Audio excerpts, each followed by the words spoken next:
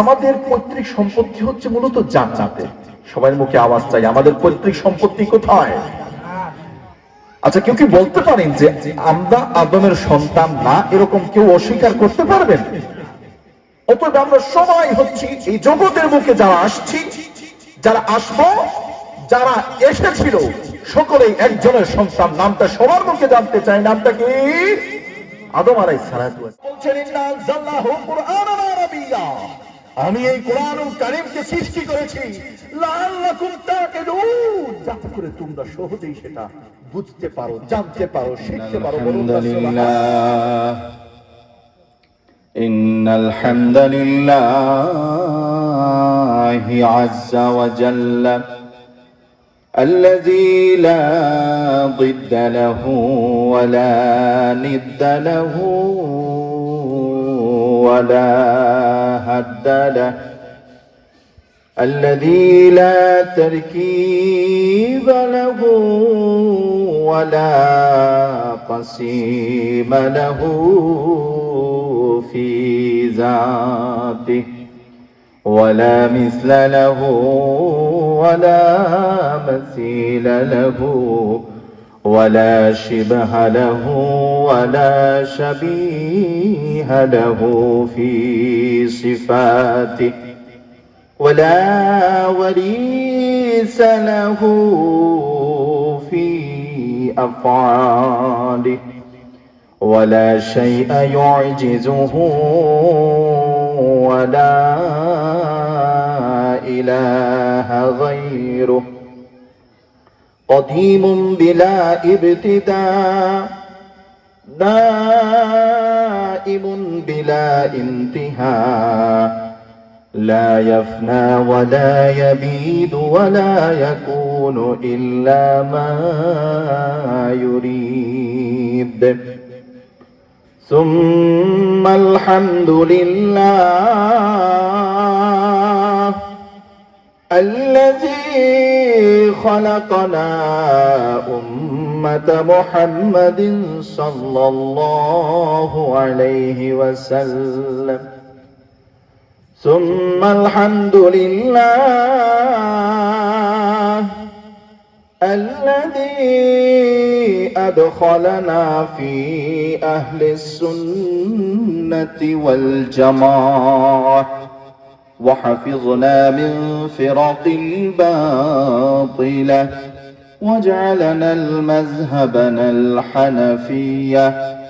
ثم الحمد لله والصلاة والسلام على البشير والنذير والسراج المنير، وعلى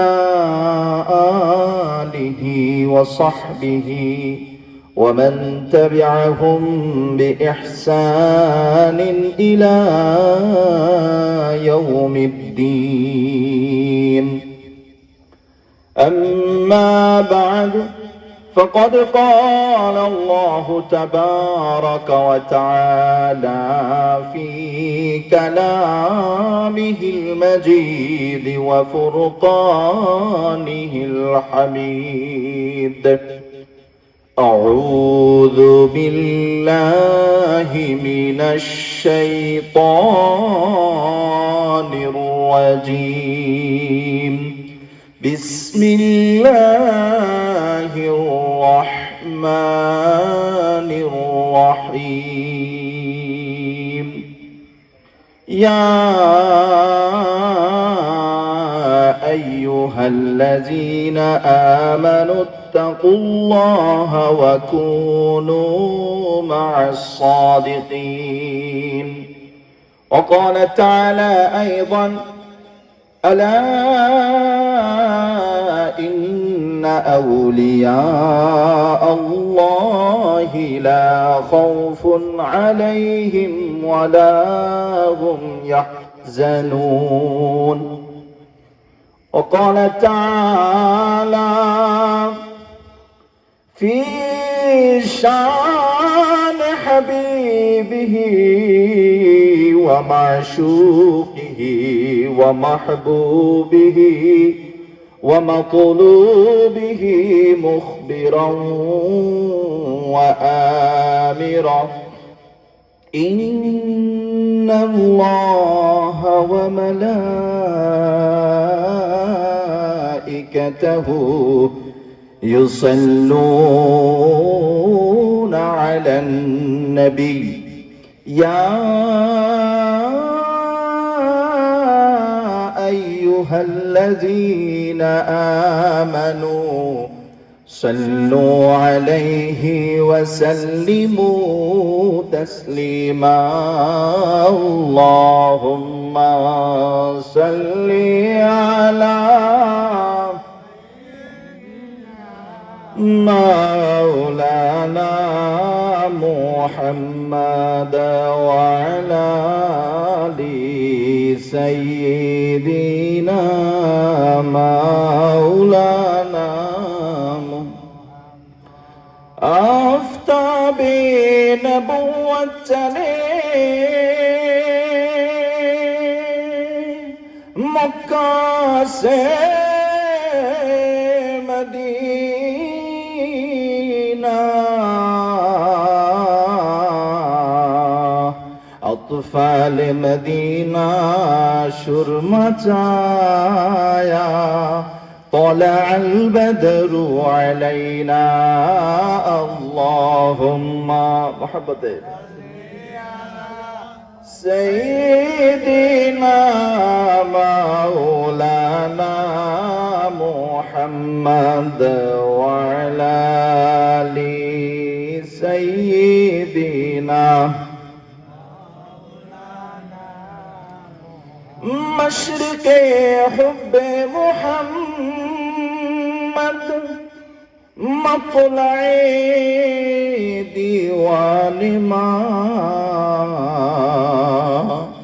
مطلع خورشید عشق سینہ سو جانے ما اللهم صل على مولانا محمد وعلى آله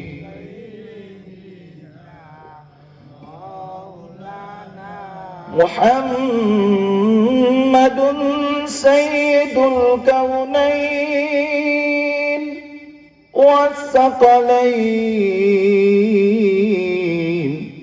والفريقين من عرب ومن عجم اللهم سيدنا مولانا محمد وعلى آل سيدنا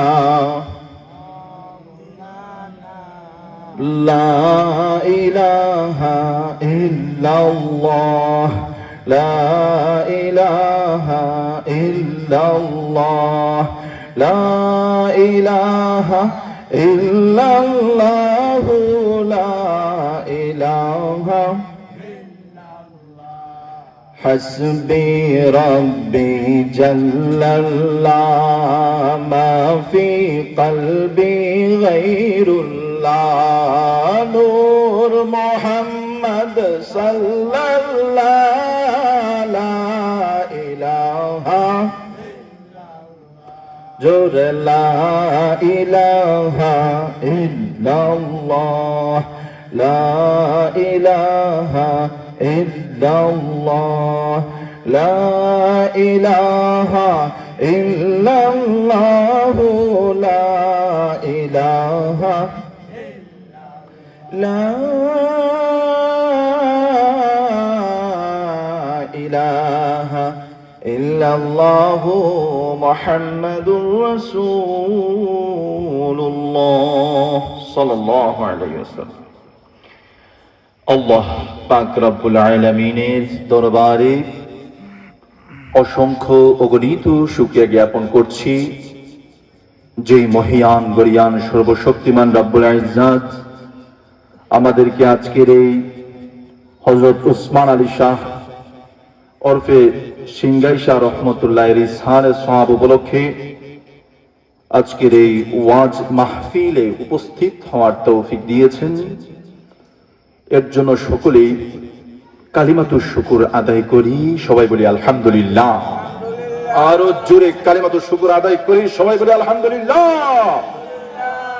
আল্লাহ সুবহানাহু ওয়া তাআলা এই শীতের রাতে অনেকেই বাড়ি ঘরে অবস্থান করছেন, মনে ইচ্ছা থাকলেও শারীরিকভাবে অসুস্থতার কারণে অনেকে আসতে পারছেন না। অনেকে এরকম আছেন অলসতার কারণে আজকের এই জান্নাতের বাগানে আসার সুযোগ হচ্ছে।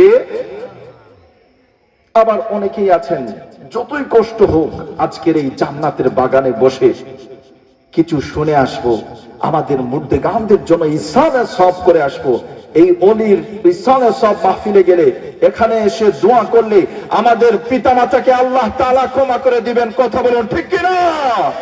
সেই আশা, সেই ভালোবাসা নিয়ে পিতামাতার জন্য আত্মীয় স্বজন যারা কবরবাসী হয়েছেন তাদের ইসানে সওয়াবের জন্য আজকে এখানে অনেকেই সমবেত হয়েছেন, হবেন। সকলের জন্য আল্লাহ সুবহানাহু ওয়া তাআলা কবুল করুক। সবাই বলেন আমিন। লক্ষ কোটি দরুদ ও সালাম প্রেরণ করছি এই বিশ্ব সভার সভাপতি শামসুল হিদায়াত বদরুদ্দুজা শাহনশাহের রিসালাত আফতাবে নবুওয়াত নূরুন আলা নূর সাইয়্যিদিনা নবিয়িনা শফিঈনা মাওলানা মুহাম্মদ সাল্লাল্লাহু আলাইহি ওয়াসাল্লামের উপর, যাকে আজ থেকে প্রায় 1400 বছর পূর্বে সেই মদিনাতুল মুনাওয়ারায় সোনার টুকরা জমিনের মধ্যে আল্লাহ সুবহানাহু ওয়া তাআলা তাকে আরামে রেখেছেন। হাসরের মাঠে আমাদেরকে শাফাআত করে জান্নাতে নিয়ে যাবেন। বলুন না আমিন। প্রিয় উপস্থিতি, আজকের এই মাহফিলে যারা আয়োজন করেছেন, বিশেষ করে সভাপতি মহোদয় সহ যারা আমাকে শুনছেন, আল্লাহ সুবহানাহু ওয়া তাআলা সকলের সুস্থতার সাথে নেক হায়াতে বরকত দান করুক। সবাই বলি আমিন। যেহেতু আউলিয়া কেরামের ইসানে সওয়াব মাহফিল, অতএব ওলি আউলিয়াদের সম্পর্কে দু চারটি কথা বলার ইচ্ছা পোষণ করেছি। ওয়ামা তাওফীকি ইল্লা বিল্লাহ।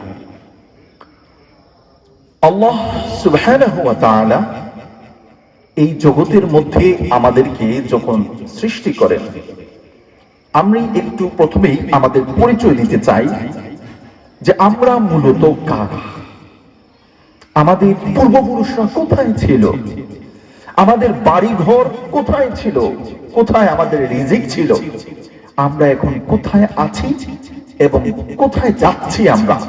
এই বিষয় নিয়ে অল্প কিছু কথা বলেই আমি আমার মূল আলোচনায় চলে যাব ইনশাআল্লাহ। আপনাকে কোথাও মালিক যদি বলে যে আপনি এই এলাকাতে বসবাস করবেন, এই জমিটুকুতে আপনি থাকবেন, এখানে আপনি খাবার যা আছে তা খাবেন, আপনার যা মন চায় তা খাবেন, এখানে যেভাবে মন চায় সেখানে আপনি এবং আপনার ওয়াইফ থাকবেন। বলুন তা এই জায়গাটার মালিক তাহলে ওনাকে বানিয়ে দেওয়া হয়েছে কিনা? আদম আলাইহিস আমাদের পৈতৃক সম্পত্তি হচ্ছে মূলত জান্নাতে। সবার মুখে আওয়াজ চাই, আমাদের পৈতৃক সম্পত্তি কোথায়? আচ্ছা, কেউ কি বলতে পারেন যে আমরা আদমের সন্তান না, এরকম কেউ অস্বীকার করতে পারবেন? অতএব আমরা সবাই হচ্ছি এই জগতের মুখে যারা আসছি, যারা আসবো, যারা এসেছিল, সকলেই একজনের সন্তান। নামটা সবার মুখে জানতে চাই, নামটা কি? আদম আলাইহিস সালাতু ওয়াস সালাম। আল্লাহ সুবহানাহু ওয়া তাআলা সেই কুরআনুল কারীমের মধ্যে বলছেন, ইয়া আদামু উসকুন আনতা ওয়া যাওজুকাল জান্নাতা ওয়া কুলা মিনহা রাগাদান হাইসু শিতুমা। আল্লাহু আকবার। আল্লাহ বলেন, হে আদম, উসকুন আনতা ওয়া যাওজুকাল জান্নাহ, তুমি এবং তোমার ওয়াইফ, তুমি এবং তোমার স্ত্রী, তোমরা জান্নাতের মধ্যে থাকো, তোমরা জান্নাতের মধ্যে অবস্থান করো। তোমাদের থাকার জায়গা একটা, সেটাই হচ্ছে জান্নাত। কথা বলুন ঠিক কিনা?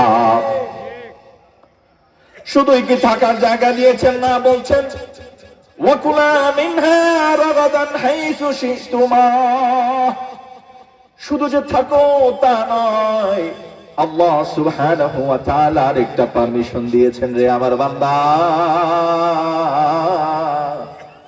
শুধু এখানে থাকবা তা নয়, বরং এখান থেকে যা মন চায় তা তোমরা খাও, ভক্ষণ করো। বলুন না সুবহানাল্লাহ। তাহলে আমরা এখানে বুঝতে পারলাম আল্লাহর কোরআনুল কারীম সাক্ষী, আমাদের পৈতৃক সম্পত্তি এক জায়গায়, দামটা কি? তো সবার মুখে আসুক, নামটা কি? জান্নাত। সেই জান্নাত থেকে আল্লাহ তাআলা এই দুনিয়াতে আদম আলাইহিস সালাতু ওয়াস সালামকে প্রেরণ করেছেন। আল্লাহ তাআলা চেয়েছেন তার বান্দাদেরকে এই পৃথিবীতে সৃষ্টি করবেন। আল্লাহ চেয়েছেন তার বান্দাদেরকে এই পৃথিবীর মধ্যে তার খলিফা বানাবেন। বলুন না সুবহানাল্লাহ। খলিফা প্রেরণের কারণ, وَإِذْ قَالَ رَبُّكَ لِلْمَلَائِكَةِ إِنِّي جَاعِلٌ فِي الْأَرْضِ خَلِيفَةً قَالُوا أَتَجْعَلُ فِيهَا مَن يُفْسِدُ فِيهَا وَيَسْفِكُ الدِّمَاءَ وَنَحْنُ نُسَبِّحُ بِحَمْدِكَ وَنُقَدِّسُ لَكَ قَالَ إِنِّي أَعْلَمُ مَا لَا تَعْلَمُونَ। আল্লাহ রাব্বুল আলামিন ফেরেশতাদেরকে ডাকতেন, ফেরেশতা, ইন্নী জাইলুন ফিল আরদি খলিফা, আমি এই জগতের মধ্যে আমার খলিফা তৈরি করতে চাই, আমার খলিফা সৃষ্টি করতে চাই। এই জগতের বুকে আমি আমার খলিফা বানাতে চাই। এই সম্পর্কে তোমরা কি বলো? ফেরেশতারা বলেন, ইয়া রাব্বুল আলামিন, আপনি কি এমন কোন দল এখানে সৃষ্টি করবেন যারা ফিতনা ফাসাদ করবে, জমিনের মধ্যে রক্তপাত করবে? ওয়ানাহনু নুসাব্বিহু বিহামদিকা ওয়া নুকদ্দিসু লাক, অথচ আমরাই তো আপনার নুসাব্বিহু তাসবিহ পাঠ করি, ওয়া নুকদ্দিসু লাক, আপনার প্রশংসা সবকিছু আমরা গুণগান আমরা গাইতে থাকি। তাহলে এরপরে কি এমন একটি জাতি তৈরি করবেন? আল্লাহ সুবহানাহু ওয়া তাআলা কি সুন্দরভাবে বলে দিলেন, ক্বালা ইন্নী আ'লামু মা লা তা'লামুন। রে ফেরেশতারা শোনো, আমি যা জানি তা তোমরা জানো। তাহলে আল্লাহ তাআলা ফেরেশতা তৈরি করবেন, ফেরেশতাদেরকে জানায়া দিলেন খলিফা তৈরি করবেন এই জগতের মধ্যে। খলিফা প্রেরণ করেছেন আদম আলাইহিস সালাতু ওয়াস সালাম, হাওয়া আলাইহিস সালাতু ওয়াস সালামকে তৈরি করলেন, এরপর জগতের মধ্যে পাঠিয়ে দিলেন। এর থেকেই তো পৃথিবীর সকল মানুষের তৈরি। কথা বলুন ঠিক কিনা? বলতেছিলাম আমাদের বাড়ি হচ্ছে জান্নাত। তাহলে আমরা এখানে কেন? আমরা একটা সফর শুরু করেছি। আমরা আমাদের প্রত্যেকেই আজকে যারা মাহফিলে আসছেন সকলের বাড়ি কিন্তু এটা না। প্রত্যেকে মাহফিলে আসার আগে আপনার বাড়ি থেকে রওনা করেছেন। আসার সময় পাশের পানের দোকানে একটু বসে একটা পান মুখি দিয়ে চিবায়া চিবায়া আবার মাহফিলে চলে আসছেন। মাহফিল শেষ হলে আবার মাহফিল ওয়াজের আবার আরেকটা দোকানপাট বসছে না, ওখানে গিয়ে একটু মিঠাই মন্ডা নিয়ে এরপরে বাসায় যাবেন। তাহলে আপনার সফর শুরু হয়েছে কেন্দ্র করে, বাড়ি থেকে শুরু হয়েছে মাহফিলকে কেন্দ্র করে। মাহফিলে আসছেন, পথে আপনি স্টেশন দিয়েছেন একটা পানের দোকানে, 2 নম্বর স্টেশন দিয়েছেন কি মাহফিলে, 3 নম্বর স্টেশন আবার কিছু মিঠাই মন্ডা বাড়ির জন্য নেয়ার জন্য। এরপরে আপনি আবার কোথায় ফিরে গেছেন? বাড়িতে। ঠিক তেমনি ভাবে আল্লাহ সুবহানাহু ওয়া তাআলা আমাদের প্রথম স্টেশন এসেই আমাদের জান্নাত থেকে বের করে দিয়েছেন, যাও তোমরা দুনিয়াতে যাও। প্রথমে আমরা স্টেশন পার হয়েছি আমাদের মায়ের গর্ভে 10 মাস 10 দিন। কথা বলুন ঠিক কিনা?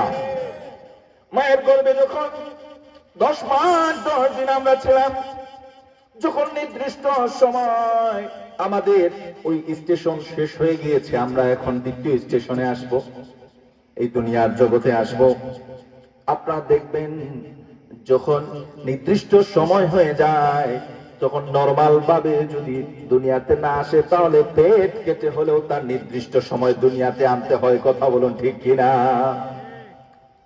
তাহলে নির্দিষ্ট সময় যখন হয়ে যায় তখন মায়ের গর্ভ থেকে দুনিয়াতে চলে আসে।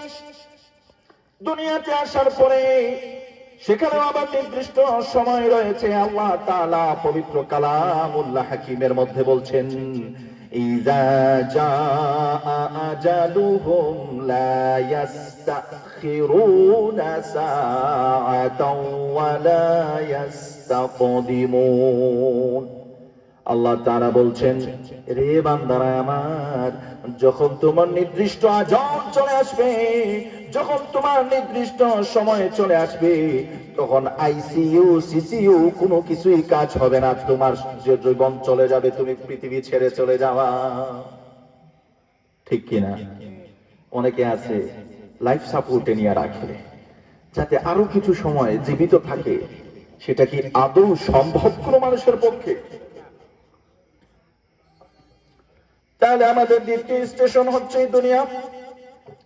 তৃতীয় স্টেশন যেটা, সেটা হচ্ছে কবর।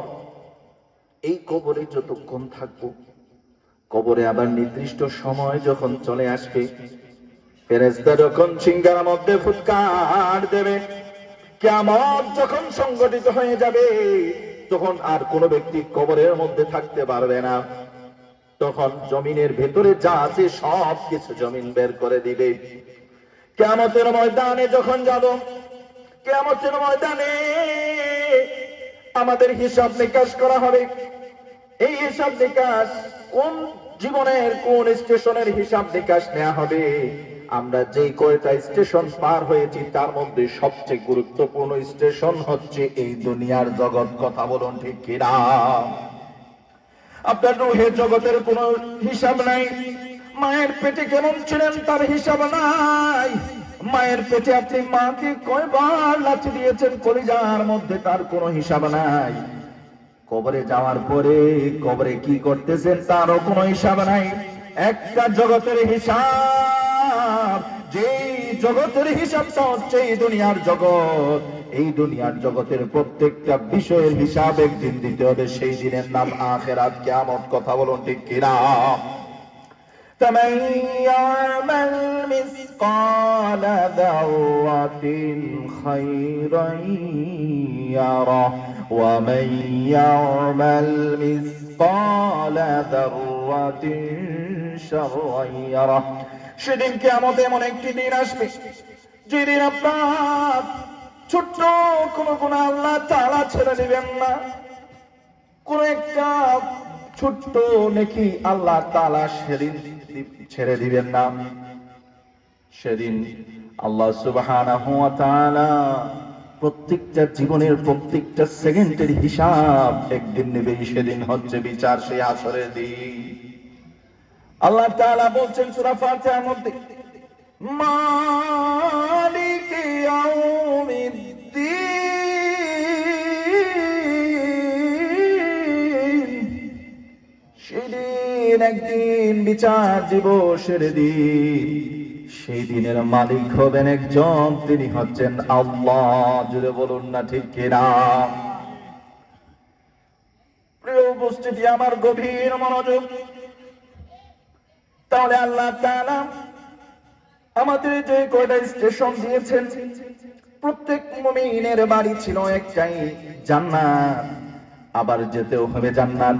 এই জান্নাতে যাওয়ার জন্য আমরা যে দুনিয়াতে আসছি, দুনিয়াতে আসার পরে আল্লাহ তাআলা এমনিতেই ছেড়ে দেন নাই, বরং সেই পৈতৃক সম্পত্তি জান্নাতে যেতে হলে আমাদের কি করতে হবে সেটাও কুরআনুল কারীমের মধ্যে জানিয়ে দিয়েছেন। বলুন না সুবহানাল্লাহ।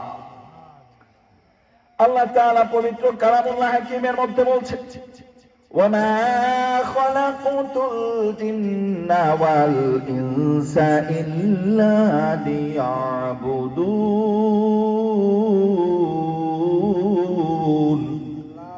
আল্লাহ তাআলা বলেন, আমি জিন এবং ইনসানকে কেবলমাত্র আমার ইবাদত করার জন্য তৈরি করেছি।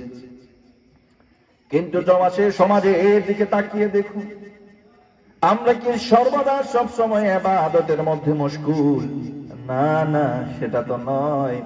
বরং যে 5 ওয়াক্ত নামাজ ফরজ করা হয়েছে, সমাজের মধ্যে গুনে গুনে দেখবেন কয়জন মানুষ ঠিকঠাক মতো 5 ওয়াক্ত নামাজ আদায় করে। অথচ মহান রব কিভাবে ইবাদত বন্দেগী করব, কিভাবে আমাদের জান্নাতে যেতে হবে। এর জন্য কিতাব, আসমান থেকে কিতাব নাজিল করেছেন, একখানা দুইখানা না, বরং 104 খানা কিতাব দিয়েছেন, ঠিক কিনা? এই কিতাবগুলোর মধ্যে 4 খানা শ্রেষ্ঠ। এখন আমি আপনাদেরকে যেই কথাটা বুঝাতে চাবো সেটা হচ্ছে আমাদের অবস্থান কোথায়। আমরা যারা আখিরি পয়গম্বরের উম্মত, আমাদের অবস্থান কোথায় সেটা একটু সবাই কাছে একটু পরিচয় করিয়ে দিই। তাহলে প্রথম 1 নাম্বার আমরা বুঝতে পারলাম আমাদের পৈতৃক সম্পত্তি, আমাদের বাড়ি হচ্ছে এক জায়গায়, সেটা হচ্ছে নাম কি? জান্নাত। এখান থেকে স্টেশন, দ্বিতীয় স্টেশনে আমরা আছি এই দুনিয়াবি স্টেশন, তৃতীয় স্টেশন কবর, এরপরে হাসর, মিজান, ফুলসিরাত হয়ে আমরা আবার কোথায় চলে যাব? জান্নাতে চলে যাব। এখন সেই জান্নাতে যেতে হলে আমাদেরকে আল্লাহ তাআলা কি কোনো ডিরেকশন দিয়েছেন কিনা? কিভাবে আমরা জান্নাতি হব, কিভাবে আমরা তার সেই পৈতৃক সম্পত্তিতে ফিরে যাব, আল্লাহ কোনো ডিরেকশন দিয়েছেন কিনা তাকায়া দেখি। আল্লাহ সুবহানাহু ওয়া তাআলা পবিত্র কালামুল্লাহ হাকিমের মধ্যে বলছেন, কিতাবুন قد جاءكم من الله نور وكتاب مبين। অন্য আয়াতে বলছেন ওয়ানাজ্জালনা আলাইকাল কিতাবা তিবয়ানাল লিকুল্লি শাই।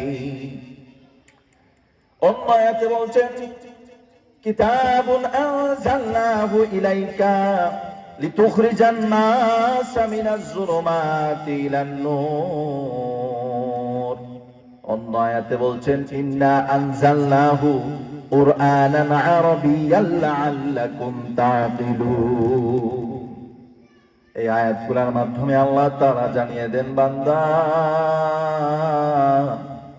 তোমাদেরকে আমি এমনি এমনি ছাড়ি নাই, বরং তোমরা কিভাবে তোমাদের পৈতৃক সম্পত্তি জান্নাতে যাবা এর জন্য আমি তোমাদের জন্য ডিরেকশন বুক দিয়েছি। আমি তোমাদের কি কিতাব নাজিল করেছি, 1 খানা 2 খানা না, 104 খানা কিতাব। বলুন না আলহামদুলিল্লাহ। এখন যদি বান্দা প্রশ্ন করে, গো মাহবুব আমরা এই কিতাব পড়তে পারি না, কারণ কি? সিলেটের ভাষায় একটা, ঢাকার ভাষায় একটা, চট্টগ্রামে গেলে তো আর ভাষা খুঁজে পাওয়াই যায় না। আর একটু যদি সেই খাগড়াছড়ি, বান্দরবন ওগুলাতে যাওয়া যায় তাহলে মনে হবে ওরা কচ্ছিন কালেও বাঙালি না। আমি খাগড়াছড়ি, বান্দরবন, রাঙামাটি, আবার এদিকে নওগাঁ, চাঁপাইনবাবগঞ্জ, কক্সবাজার, সব জায়গায় আলহামদুলিল্লাহ যাওয়া হয়েছে।